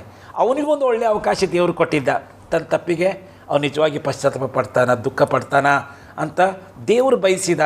ಆದರೆ ಅದಕ್ಕೆ ವಿರುದ್ಧವಾಗಿ ಅವನು ಉತ್ತರ ಕೊಟ್ಟ. ಏನಂತಂದರೆ, ನೋಡಿ ದೇವರೇ, ನನ್ನಷ್ಟಕ್ಕೆ ನಾನೇ ವ್ಯವಸಾಯ ಮಾಡ್ತಾ ತೋಟ ಕಾಯ್ತಾ ನನ್ನ ಪಾಡಿಗೆ ನಾನಿದ್ದೆ. ನಾನು ಯಾವತ್ತಾದ ನನಗೆ ಹೆಂಡತಿ ಬೇಕಂತ ಕೇಳಿದೆ? ನಾನು ನಿನಗೆ ಹೆಂಡತಿ ಕೊಡಂತ ಕೇಳಿದ್ನ? ನನ್ನ ಪಾಡಿಗೆ ನಾನು ಆರಾಮಿದ್ದೆ. ನೋಡಿ, ನೀ ನನಗೊಂದು ಹೆಂಡತಿ ಕೊಟ್ಟು, ಈ ಹೆಂಡತಿ ನನಗೆ ತಿನ್ಲಿಕ್ಕೆ ಕೊಟ್ಟಲು, ನಾನು ತಿಂದೆ. ಅಂದರೆ ಯಾರ ಮೇಲೆ ತಪ್ಪು ಆಗ್ತಾಯಿದೆ? ನನಗೆ ದೇವರ ಮೇಲೆ ತಪ್ಪಾಗ್ತದೆ. ನನ್ನ ಪಾಡಿಗೆ ನಾನು ಚೆನ್ನಾಗಿದ್ದೆ. ಈ ಎಲ್ಲ ಅವಾಂತರಕ್ಕೆ ದೇವರೇ ನೀನೇ ಕಾರಣ. ಯಾಕಂದರೆ ನಾನು ಯಾವತ್ತೂ ನನಗೆ ಹೆಂಡತಿ ಬೇಕು ಅಂತ ನಾನು ಯಾವತ್ತೂ ನಿನ್ನ ಮುಂದೆ ಬೇಡಿಕೆನೇ ಇಟ್ಟಿಲ್ಲ. ಇದೆಲ್ಲ ನೀನೇ ಯೋಚನೆ ಮಾಡಿದಿ. ನೀನೇ ನನಗೆ ಗಾರ್ಡನ್ ಇದ್ದರೆ ಬರಮಾಡಿ, ನನಗೆ ಆಪ್ರೇಷನ್ ಮಾಡಿ, ನನ್ನ ಎಲುವನ್ನು ತೆಗೆದು ನೀನೊಂದು ಹೆಣ್ಣನ್ನು ಮಾಡಿ ನನ್ನ ಮುಂದೆ ತಂದು ನಿಲ್ಲಿಸಿ, ಎಲ್ಲ ನಾನೇನು ಮಾಡಿಲ್ಲ, ಇದೆಲ್ಲ ನಿನ್ನಿಂದ ಆದದ್ದು. ಅಂದರೆ ಮನುಷ್ಯ ತಪ್ಪು ಮಾಡಿ ಕಡೆಗೆ ತಪ್ಪನ್ನು ದೇವರ ಮೇಲೆ ಹಾಕಿ, ನೀನು ಕೊಟ್ಟಂಥ ಈ ಹೆಂಡತಿ ದೆಸೆಯಿಂದ ಇದೆಲ್ಲ ನನಗೆ ಸಂಭವಿಸ್ತು ಅಂತ ಹೇಳ್ತಾನೆ ವಿನ ಅವನು ತನ್ನ ತಪ್ಪನ್ನು ಐ ಆಮ್ ಸಾರಿ ದೇವರೇ ಅಂತ ತಪ್ಪು ಮಾಡಿಬಿಟ್ಟೆ, ದಯವಿಟ್ಟು ನನ್ನನ್ನು ಮನ್ನಿಸಪ್ಪ ಅಂತ ಒಂದು ಮಾತು ಅವನ ಬಾಯಿಂದ ಬರಲ್ಲ. ಇದು ಮನುಷ್ಯನು ಮಾಡುವುದು. ಇದು ದೊಡ್ಡವರು ಹೋಗಲಿ. ಈಗ ನೋಡಿ, ಸಣ್ಣ ಸಣ್ಣ ಮಕ್ಕಳು ನಾವು ನಮ್ಮ ಮನೆಗಳಲ್ಲೇ ನಾವು ಗಮನಿಸ್ತೇವೆ. ಸಣ್ಣ ಸಣ್ಣ ಮಕ್ಕಳು ಏನಾದ್ರು ತಪ್ಪು ಮಾಡಿರ್ತಾರೆ, ತಪ್ಪು ಮಾಡಿದ ಕೂಡ ಅವ್ರ ಮುಖಚೇರೆನೇ ಬೇರೆ ಆಗುತ್ತೆ. ಮುಖಚೇರೆನೇ ಬೇರೆ ಆಗಿಬಿಡುತ್ತೆ. ತಪ್ಪು ಮಾಡಿದ್ರೆ ಕೂಡಲೇ ನಾವು ಕಂಡು ಹಿಡಿಬೋದು ಅವ್ರನ್ನ. ಆಮೇಲೆ ತಪ್ಪು ಮಾಡಿದ ಕೂಡಲೇ ಎದುರಿಗೆ ಬರೋಕ್ಕೆ ಇಷ್ಟಪಡಲ್ಲ ಅವರು. ಆಚೆ ದೂರ ಹೋಗ್ತಿರ್ತಾರೆ. ಯಾಕಂದರೆ ಆ ಸಣ್ಣ ಮಕ್ಕಳಾದರೂ ಸಹ ಅವ್ರ ಮನಸ್ಸಾಕ್ಷಿ ಅವ್ರು ಹೇಳ್ತಾ ಉಂಟು, ನಾನೇನೋ ಹೆಚ್ಚು ಕಡಿಮೆ ಮಾಡಿದ್ದೇನೆ ಅಂತೇಳಿ. ಆಮೇಲೆ ನಾವು ಕೆಲವು ಸಾರಿ ನಾವು ಅದನ್ನು ಟೆಸ್ಟ್ ಮಾಡಿ ಸಹ ನೋಡಿದ್ದೇವೆ. ಎಷ್ಟೋ ಸಾರಿ ಮಕ್ಕಳನ್ನ ನಾವು ಏನೋ ತಪ್ಪು ಮಾಡಿರ್ತಾರೆ, ಯಾರ್ಯಾರು ವಿರೋಧ ತಪ್ಪು ಮಾಡಿರ್ತಾರೆ, ಒಂದು ಸಾರಿ ಹೇಳಂತಂದರೆ ಸಾರಿ ಕೇಳಲಿಕ್ಕೆ ರೆಡಿ ಇರಲ್ಲ. ಸಣ್ಣ ಸಣ್ಣ ಮಕ್ಕಳು ಅವತ್ತು ಸಾರಿ ಹೇಳಿಸೋದು ಭಾಳ ಕಷ್ಟ. ತಪ್ಪಾಯ್ತು ಅಂತ ಹೇಳಿಸೋದು ಭಾಳ ಕಷ್ಟ. ಅದು ಅವ್ರಿಗೆ ಇಷ್ಟ ಇಲ್ಲ. ತಪ್ಪು ಮಾಡ್ತಿ ಅಂತ ಹೇಳಿದರೆ ನಮ್ಮದೇನೋ ಮರ್ಯಾದೆ ಹೋಗುತ್ತಂತ ಆ ಫೀಲಿಂಗ್, ಆ ಭಾವನೆ ಇನ್ನೂ ಸಣ್ಣ ಮಕ್ಕಳಲ್ಲಿ ಸಹ ಉಂಟು. ಹಾಗಿರುವಾಗ ಇವರಿಬ್ಬರೂ ತಪ್ಪು ಮಾಡಿದರು. ಆದಮ ಹವ್ವಳು ಪಾಪ ಮಾಡಿ, ಹವ್ವಳು ಸರ್ಪದ ಮೇಲೆ ಹಾಕಿದ್ಲು, ಆದಮನು ದೇವರ ಮೇಲೆ ಹಾಕಿದ. ಇದು ಮನುಷ್ಯನ ಸ್ವಭಾವ. ತಪ್ಪುಗಳನ್ನು ಒಪ್ಪಿಕೊಂಡು ನಾನು ನೆನೆಸ್ತೇನೆ, ಒಂದು ವೇಳೆ ಅವರಿಬ್ಬರು ಆ ದಿವಸದಲ್ಲಿ ದೇವರ ಮುಂದೆ ತಮ್ಮ ತಪ್ಪುಗಳನ್ನು ಒಪ್ಪಿಕೊಂಡು ಅರಿಕೆ ಮಾಡೋದಾಗಿ ಮಾಡಿದ್ದರೆ ನಾನು ನೆನೆಸ್ತೇನೆ ಇಡೀ ವರ್ಲ್ಡ್ ಸಿಸ್ಟಮ್, ವರ್ಲ್ಡ್ ಆರ್ಡ್ರೇ ಒಂದು ರೀತಿಯಲ್ಲಿ ಬೇರೆ ಆಗಿರ್ತಿತ್ತು, ಖಂಡಿತ ಬೇರೆ ಆಗಿರ್ತಿತ್ತು. ಆದರೆ ಆ ಸಿಕ್ಕ ಅವಕಾಶವನ್ನು ಅವರು ಸದುಪಯೋಗ ಮಾಡಿಕೊಳ್ಳಲಿಲ್ಲ. ಈಗ ಹಾಗಾಗಿ ಏನಾಯಿತು, ಈಗ ಅವರಿಬ್ಬರು ಪಾಪ ಮಾಡಿದರು, ದೇವ್ರ ಮುಂದೆ ಅವಳು ಸೈತಾನ ಮೇಲೆ ಹಾಕಿದಳು, ಇವನು ದೇವ್ರ ಮೇಲೆ ಹಾಕಿದ. ತಪ್ಪುಗಳನ್ನು ಒಪ್ಕೊಳ್ಳಿಕ್ಕೆ ಮನಸ್ಸಾಗಲಿಲ್ಲ. ಅದರಿಂದ ಏನಾಯಿತು, ಇವರು ಮಾಡಿದ ಈ ಪಾಪದಿಂದ ಆದ ಪರಿಣಾಮಗಳು ಭಯಂಕರವಾಗಿ ಉಂಟು. ನಾವು ಆದಿಕಾಂಡದಲ್ಲಿ ಗಮನಿಸೋದಾದರೆ ದೇವರು ಮೊದಲು ಹೇಳ್ತಾರೆ, ಹವ್ವಳಿಗೆ ಹೇಳ್ತಾನೆ, ನೋಡಮ್ಮ, ನಾನು ತಿನ್ನಬಾರ್ದು ಹೇಳಿದಂಥ ಹಣ್ಣನ್ನು ನೀನು ತಿಂದದರಿಂದ ನೀನು ಇನ್ನು ಮೇಲೆ ನೀನು ಗರ್ಭಿಣಿಯಾಗಿ ಮಕ್ಕಳನ್ನು ಹೆರುವಾಗ ಬಹು ಸಂಕಟದಿಂದ ನೀನು ಮಕ್ಕಳನ್ನು ಹೆರುವಿ. ಅಂದರೆ ಹೆರಿಗೆ ನೋವು. ಈಗ ಹೆಣ್ಣು ಮಕ್ಕಳು ಅವ್ರ ಹೆರಿಗೆ ಟೈಮ್ನಲ್ಲಿ ಭಾಳ ನೋವು ಅನುಭವಿಸ್ತಾರೆ. ಆ ನೋವನ್ನು ನಮ್ಮ ಮನುಷ್ಯರು ಪುರುಷರಾಗಿ ನಾವು ಅದನ್ನು ವಿವರಣೆ ಮಾಡಲಿಕ್ಕೆ ಖಂಡಿತ ಸಾಧ್ಯ ಇಲ್ಲ. ಆ ಹೆರಿಗೆ ನೋವು ಭಾಳ ಕಷ್ಟಕರವಾದದ್ದು. ಒಂದು ರೀತಿಯಲ್ಲಿ ಅವರಿಗೆ ಜೀವ ಮರಣದೊಳಗಿಂದ ಒಂದು ಹೋರಾಟ, ಅಂಥ ಒಂದು ಪರಿಸ್ಥಿತಿ. ಆ ಹೆರಿಗೆ ನೋವನ್ನು ಅನುಭವಿಸ್ತಾರೆ. ಒಂದು ವೇಳೆ ಈಕೆ ಪಾಪ ಮಾಡದೆ ಹೋಗಿದ್ದರೆ ಅವರು ಮಕ್ಕಳು ಆಕೆ ಹೆಣ್ಮಕ್ಕಳು ಹೆರಿಗೆ ಆಗುವಾಗ ನಾನು ಖಂಡಿತವಾಗಿ ನೆನೆಸ್ತೇನೆ, ಆ ನೋವು ಎಂಬ ಸಂಗತಿಯೇ ಇರ್ತಿರಲಿಲ್ಲ. ಇವತ್ತು ಆ ಹೆರಿಗೆ ನೋವು ಅನ್ನೋದು ಅವರು ದೇವರು ವಿರೋಧವಾಗಿ ಮಾಡಿದ ಪಾಪದಿಂದ ಸಿಕ್ಕದ್ದದು. ಆ ಹೆರಿಗೆ ನೋವು, ನೀನು ಬಹು ಸಂಕಟದಿಂದ ಮಕ್ಕಳನ್ನು ಹೆರುವಿ, ಒಂದು ವಿಷಯ. ಎರಡನೇದಾಗಿ ಆಕೆ ಹೇಳ್ತೇನೆ, ಗಂಡನ ಮೇಲೆ ನಿನಗೆ ಆಸೆ ಇರ್ತದೆ, ಗಂಡನ ಮೇಲೆ ನೀನು ಆಸೆ ಇರ್ತದೆ, ಅವನು ನಿನಗೆ ಒಡೆಯನಾಗಿರ್ತಾನೆ. ಅಂದರೆ ಈಗ ದೇವರು ಆ ಪುರುಷನನ್ನು ಆಕೆಗೆ ಒಡೆಯನನ್ನಾಗಿ ಮಾಡಿ ನಿನಗೆ ಅವನ ಮೇಲೆ ಆಸೆ ಇರುತ್ತೆ, ನೀನು ಪಾಪ ದೆಸೆಯಿಂದ ನೀನು ಬಹು ಸಂಕಟದಿಂದ ಮಕ್ಕಳನ್ನು ಹೆರ್ತಿ ಎಂಬುದಾಗಿ ಆಕೆ ಹೇಳ್ತಾನೆ. ಆಮೇಲೆ ಪುರುಷನಿಗೆ ಹೇಳ್ತಾನೆ ಏನಂತಂದರೆ, ನಾನು ತಿನ್ನಬಾರ್ದು ಎಂಬುದಾಗಿ ಹೇಳಿದಂಥ ಹಣ್ಣ ನೀನು ತಿಂದುಬಿಟ್ಟಿದ್ದಿ, ನೀನು ತಪ್ಪುಗಳನ್ನು ಒಪ್ಕೊಳ್ಳಿಲ್ಲ. ಅದಕ್ಕಾಗಿ ಏನು ಮಾಡಬೇಕಂದ್ರೆ, ಇನ್ನು ಮೇಲೆ ನಿನ್ನ ಜೀವಮಾನವೆಲ್ಲ ಕಷ್ಟಪಟ್ಟು ಬೆವರು ಸುರಿಸಿ ದುಡಿದು ನಿನ್ನ ಅನ್ನ ನೀನು ಗೇಯಬೇಕು. ಮೊದಲು ನಿನಗೆ ಆರಾಮಾಗಿ ತಿನ್ನಲಿಕ್ಕೆಲ್ಲ ವ್ಯವಸ್ಥೆ ಇಟ್ಟಿದ್ದೆ, ಆದರೆ ನೀನು ಕಳ್ಕೊಂಡು ಯಥೇಚ್ಛವಾಗಿ ತಿನ್ನಲಿಕ್ಕೆಲ್ಲ ಕೊಟ್ಟಿದ್ದೆ, ನೀನು ಅದನ್ನು ಕಳ್ಕೊಂಡು. ಈಗ ನಿನ್ನ ಅನ್ನಕ್ಕೋಸ್ಕರವಾಗಿ ಕಷ್ಟಪಟ್ಟು ಬೆವರು ಸುರಿಸಿ ದುಡಿದು ನೀನು ತಿನ್ನಬೇಕು. ಬೆವರು ಸುರಿಸ್ಬೇಕು, ನೀನು ರಟ್ಟೆ ಶಕ್ತಿ ಉಪಯೋಗಿಸಿ ನೀನು ದುಡಿದು ತಿನ್ನಬೇಕಂತೆ ದೇವರವರಿಗೆ ಶಾಪ ಕೊಟ್ಟ. ಹಾಗಾಗಿ ಇವತ್ತು ಈ ದುಡಿಮೆ ಅನ್ನೋದು ಒಂದು ರೀತಿಯಲ್ಲಿ ಶಾಪವಾಗಿ ಬಂದಂಥದ್ದು. ಇದು ಕಷ್ಟಪಟ್ಟು ಬೆವರು ಸುರಿಸಿ ನೀನು ಅನ್ನ ತಿನ್ನಬೇಕು. ಅಷ್ಟೇ ಅಲ್ಲ, ಅಲ್ಲಿಗೆ ಬಿಡಲಿಲ್ಲ ದೇವರು ಪುರುಷನಿಗೆ, ನಿನ್ನ ನಿಮಿತ್ತವಾಗಿ ಈ ಭೂಮಿಗೆ ಶಾಪ ಬಂತಂತ ಹೇಳಿದೆ. ಅಂದರೆ ಇವತ್ತು ನಾವಿರುವಂಥ ಈ ಭೂಮಿ ಮನುಷ್ಯನು ದೇವರಿಗೆ ವಿರೋಧವಾಗಿ ಮಾಡಿದ ಪಾಪ ದೆಸೆಯಿಂದ ಶಾಪಕ್ಕೊಳಗಾದಂಥ ಭೂಮಿ ಮೇಲೆ ನಾವು ಜೀವಿಸ್ತಾ ಇದ್ದೇವೆ. ಶಾಪಕ್ಕೊಳಗಾದ ಭೂಮಿ ಮೇಲೆ ಜೀವಿಸ್ತಾ ಇದ್ದೇವೆ. ಹಾಗಾಗಿ ಇವತ್ತಿನಿಂದ ಈ ಭೂಮಿಗೆ ಶಾಪ ಬಂತು. ಆದುದರಿಂದ ಇನ್ನು ಮೇಲೆ ಈ ಭೂಮಿಯಲ್ಲಿ ಮುಳ್ಳು ಕಳೆಗಳು ಬೆಳೆಯುವು. ಅಲ್ಲಿ ತನಕ ಮುಳ್ಳಂದ್ರೇನು ಇರಲಿಲ್ಲ, ಕಳೆ ಅಂತೂ ಇರಲಿಲ್ಲ. ಏನು ಒಳ್ಳೆಯದು ನಾವು ಬಿತ್ತೇವೋ ಒಳ್ಳೆಯದಷ್ಟೇ ಬೆಳೀತಿತ್ತು, ಅದ್ರ ಜೊತೆಯಲ್ಲಿ ಕಳೆ ಎಂಬುದು ಬೆಳೀತಿರಲಿಲ್ಲ.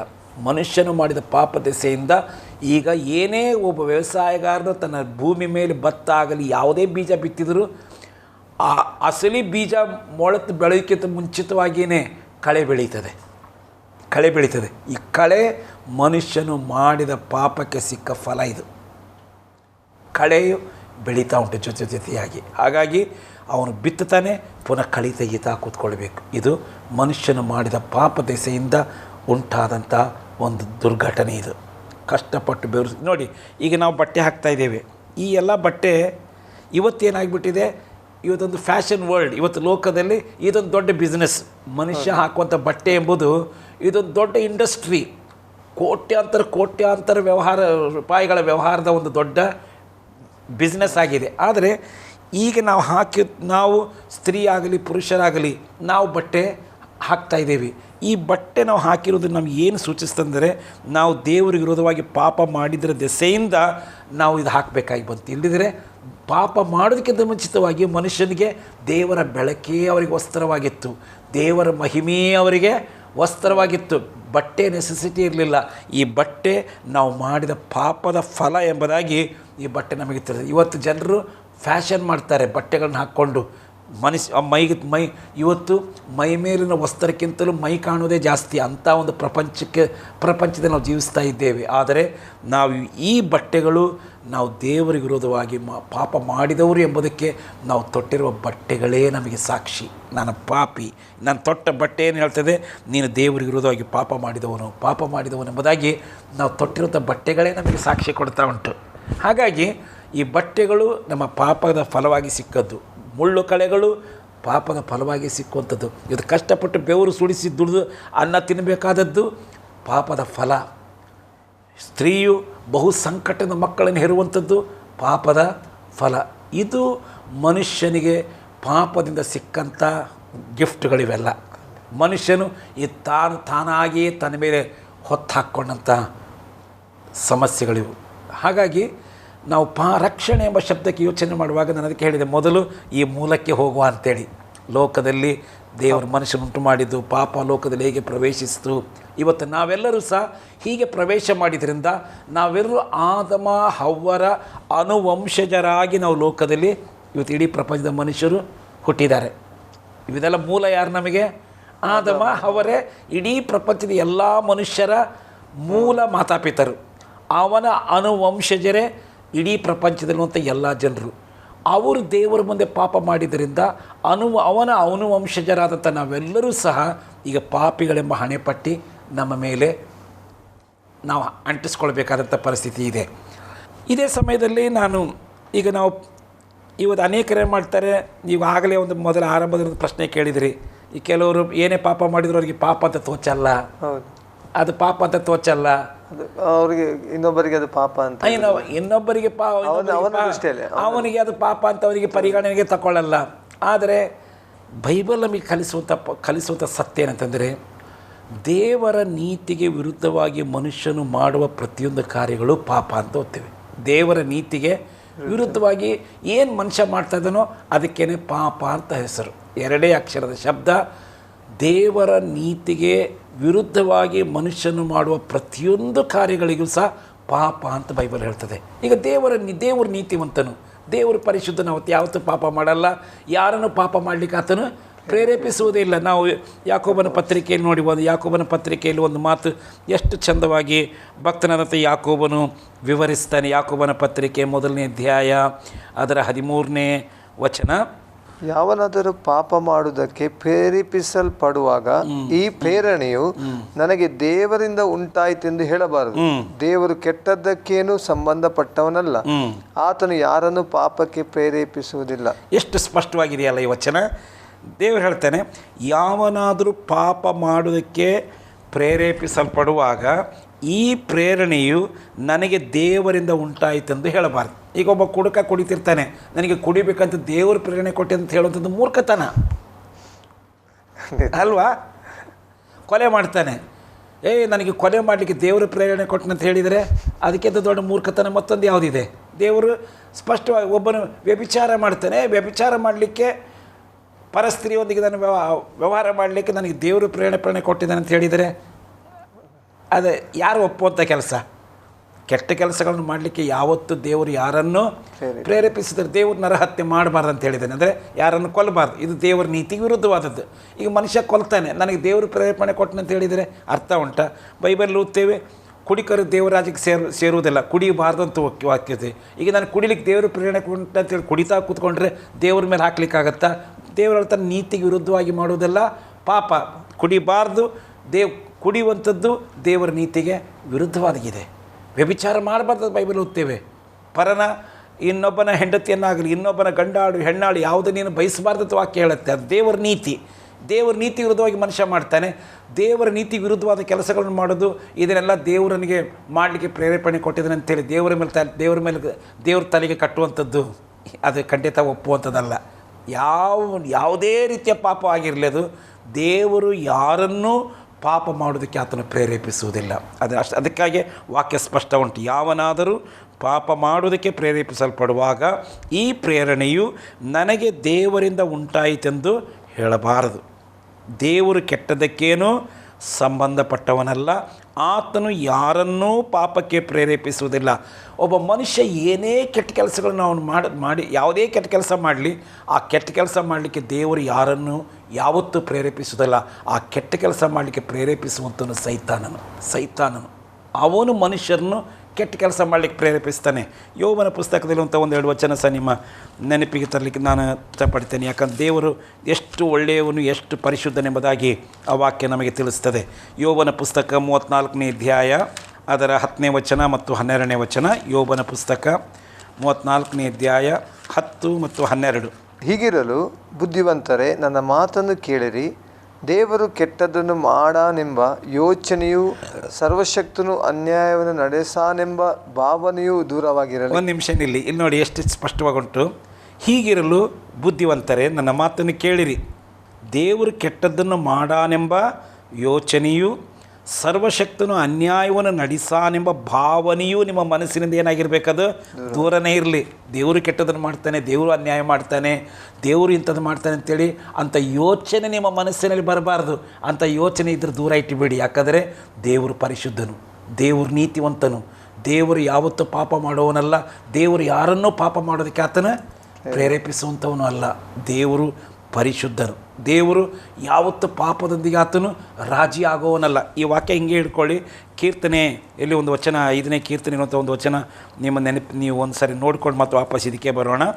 ಕೀರ್ತನೆ 5 ಅದರ 4ನೇ ವಚನ. ನೀನು ದುಷ್ಟತ್ವದಲ್ಲಿ ಸಂತೋಷಿಸುವ ದೇವರಲ್ಲ, ಕೆಟ್ಟದ್ದು ನಿನ್ನ ಬಳಿಯಲ್ಲಿ ತಂಗಲಾರದು. ನೋಡಿ, ದೇವರು ಎಷ್ಟು ಒಳ್ಳೆಯವನೆಂಬುದಾಗಿ ದಾವೀದನು ಹೇಳಿಸ್ತಾನೆ. ದೇವರೇ, ನೀನು ದುಷ್ಟತ್ವದಲ್ಲಿ ಸಂತೋಷಿಸುವ ದೇವರಲ್ಲ, ಕೆಟ್ಟದ್ದು ನಿನ್ನ ಬಳಿಯಲ್ಲಿ ಯಾವತ್ತೂ ತಂಗಲಾರದು. ದೇವರ ಸಮೀಪಕ್ಕೂ ಕೆಟ್ಟದಕ್ಕೆ ಹೋಗಲ್ಲ. ಆತನು ದುಷ್ಟತ್ವದಲ್ಲಿ ಸಂತೋಷನೂ ಪಡಲ್ಲ. ಯಾರಾದರೂ ಪಾಪದ ಕೆಲಸ ಮಾಡ್ತಾಯಿದ್ರೆ, ಅನ್ಯಾಯ ಮಾಡ್ತಾಯಿದ್ರೆ, ಮೋಸ ಮಾಡ್ತಾಯಿದ್ರೆ, ಕಳ್ತನ ಮಾಡ್ತಾಯಿದ್ರೆ, ನಾನಾ ರೀತಿಯ ದುರಭ್ಯಾಸ ದುಶ್ಚಿತಗಳು ನಮ್ಮ ಜೀವನ ಹಾಳು ಮಾಡಿಕೊಂಡು ಮನಸ್ಸು ಬಂದಾಗ ಪ್ರಕಾರ ನಡೀತಾ ಇದ್ದರೆ ಅವರು ಮಾಡೋದನ್ನೆಲ್ಲ ನೋಡಿ ದೇವರು ಸಂತೋಷ ಪಡಲ್ಲ. ದೇವರಿಗೆ ಸಂಕಟ ಆಗುತ್ತೆ. ಅಯ್ಯೋ, ನಾನು ನನ್ನ ಸ್ವರೂಪದಲ್ಲಿ ನನ್ನ ಹೋಲಿಕೆಗೆ ತಕ್ಕಂತೆ ಉಂಟು ಮಾಡಲ್ಪಟ್ಟ ಮನುಷ್ಯ ಈ ಥರ ಮಾಡ್ತಾನಲ್ಲ ಅಂತೇಳಿ ಆತನು ಮನಸ್ಸಲ್ಲಿ ನೊಂದುಕೊಳ್ತಾನೆ ವಿನಃ ಯಾವತ್ತೂ ಸಂತೋಷ ಪಡಲ್ಲ. ದುಷ್ಟತ್ವದಲ್ಲಿ ದೇವರು ಯಾವತ್ತೂ ಸಂತೋಷ ಪಡುವುದಿಲ್ಲ. ಕೆಟ್ಟದ್ದು ಆತನ ಬಳಿಯಲ್ಲಿ ತಂಗಲಾರದು. ಯಾಕೆ? ದೇವರು ಅಷ್ಟು ಪರಿಶುದ್ಧನು, ದೇವರು ನೀತಿವಂತನು, ಯಾರನ್ನೂ ಪಾಪ ಮಾಡಲಿಕ್ಕೆ ಆತನು ಪ್ರೇರೇಪಿಸುವುದಿಲ್ಲ. ಆತನು ಯಾರಾದರೂ ಪಾಪ ಮಾಡ್ತಾ ಇದ್ದರೆ ಆ ಪಾಪ ಮಾಡೋರ ಜೊತೆಯಲ್ಲಿ ಸೇರಿಕೊಂಡು ಎಂಜಾಯ್ ಮಾಡುವಂಥವನು ಆತನಲ್ಲ. ಯಾಕಂದರೆ ಆತನ ಪಾಪವನ್ನೇನು ಮಾಡ್ತಾನೆ? ವಿರೋಧಿಸ್ತಾನೆ. ಇವತ್ತು ಮನುಷ್ಯರು ಪಾಪದಲ್ಲಿ ಮುಳುಗಿದ್ದಾರೆ. ಯಾಕೆ? ಇದಕ್ಕೆಲ್ಲ ಪಾಪ ಮಾಡಲಿಕ್ಕೆ ಅವರಿಗೆ ಪ್ರೇರಣೆ ಕೊಡುವಂಥವನು, ಆಲೋಚನೆ ಕೊಡುವಂಥವನು ಸೈತಾನನು. ಇವತ್ತು ಸೈತಾನನು ಜನಗಳನ್ನು ಈ ರೀತಿಯಾಗಿ ವಂಚಿಸ್ತಾ ಇದ್ದಾನೆ. ನಮ್ಮ ಯೋಬ 34 ಅದರ 12ನೇ ವಚನ ಸಹ ಓದ್ಕೊಳ್ಳೋಣ. ಯೋಬ 34:12. ಹೌದು, ದೇವರು ಕೆಟ್ಟದ್ದನ್ನು ನಡೆಸುವುದೇ ಇಲ್ಲ, ಸರ್ವಶಕ್ತನು ನೀತಿಯನ್ನು ಡೊಂಕು ಮಾಡುವುದೇ ಇಲ್ಲ.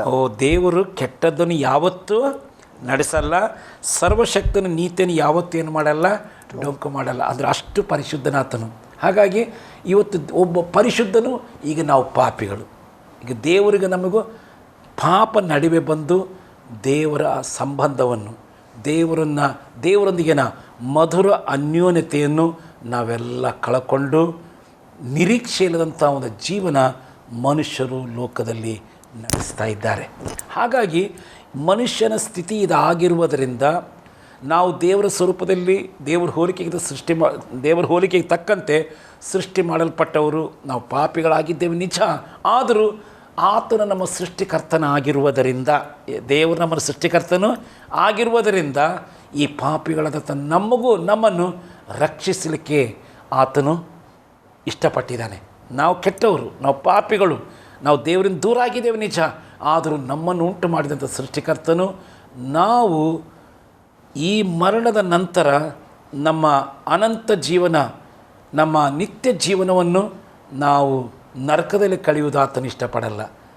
ಅದಕ್ಕಾಗಿಯೇ ದೇವರು, ನಾವು ಓದ್ತೇವೆ, ದೇವರು ಲೋಕದ ಮೇಲೆ ಎಷ್ಟೋ ಪ್ರೀತಿಯನ್ನಿಟ್ಟು ತನ್ನ ಒಬ್ಬನೇ ಮಗನನ್ನು ಈ ಲೋಕಕ್ಕೆ ಕಳಿಸಿಕೊಟ್ಟನು. ಆತ ನಂಬುವ ಒಬ್ಬನಾದರೂ ಏನಾಗಬಾರ್ದು? ನಾಶ ಆಗಬಾರ್ದು. ಅಂದರೆ ನಾವು ಪಾಪಿ ಮಾಡಿದ್ದೇವೆ ನಿಜ, ಪಾಪಿ ಮಾಡಿದರೂ ಸಹ ತಿರುಗಿ ಆತನ ಕರುಣೆಯೊಡನಾಗಿರೋದ್ರಿಂದ ನಮ್ಮನ್ನು ರಕ್ಷಿಸಬೇಕು ಎಂಬುದಂಥ ಉದ್ದೇಶ ಆತನಿಗಿದ್ದರಿಂದ ಇವತ್ತು ದೇವರು ತನ್ನ ವಾಕ್ಯದ ಮೂಲಕ ತನ್ನ ಸೇವಕರುಗಳ ಮೂಲಕವಾಗಿ ಲೋಕದ ಜನರಿಗೆ ರಕ್ಷಣೆ ಹೊಂದಿರಿ, ದೇವ್ರ ಕಡೆಗೆ ತಿರುಗಿಕೊಳ್ಳ್ರಿ, ನಿಮ್ಮ ಮನಸ್ಸನ್ನು ದೇವ್ರ ಕಡೆಗೆ ತಿರುಗಿಸಿರಿ, ಪಾಪಕ್ಕಾಗಿ ಪಶ್ಚಾತ್ತಾಪ ಪಡಿರಿ, ದೇವ್ರ ಕಡೆಗೆ ಬನ್ನಿರಿ ಎಂಬುದಾಗಿ ಯಾಕೆ ದೇವರು ಕರೀತಾ ಇದ್ದಂತಂದರೆ ಆತನಿಗೆ ನಮ್ಮ ಮೇಲಿರುವಂಥ ಪ್ರೀತಿ ಮತ್ತು ಕರುಣೆಯಿಂದ. ಖಂಡಿತ ಪಾಸ್ಟರ್. ಪ್ರಿಯ ವೀಕ್ಷಕರೇ, ನಿಜವಾಗಿ ಪಾಸ್ಟರ್ ಹೇಳಿದರು, ಇವತ್ತು ನಾವು ಹೇಗೆ ಲೋಕದಲ್ಲಿ ಪಾಪ ಬಂತು ಮತ್ತು ರಕ್ಷಣೆ ಹೊಂದಬೇಕಾದ ಅಗತ್ಯವೇನು ಎಂಬುದರ ಕುರಿತಾಗಿ ಹೇಳಿದರು.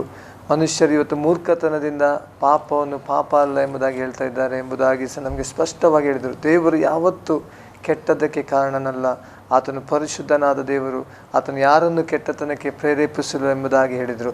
ಇವತ್ತು ಒಂದು ಸಣ್ಣ ವಿರಾಮದ ತೆಗೆದುಕೊಳ್ಳಿಕ್ಕಿದ್ದೇವೆ, ನಮ್ಮನ್ನು ಪರೀಕ್ಷಿಸಿಕೊಳ್ಳೋಣ. ಈ ಕ್ಷಣದಲ್ಲಿ ನಾವು ನಂತರ ಕೂಡ ಬರಲಿಕ್ಕಿದ್ದೇವೆ, ತಪ್ಪದೆ ವೀಕ್ಷಿಸಿ ಈ ಒಂದು ಕಾರ್ಯಕ್ರಮವನ್ನು.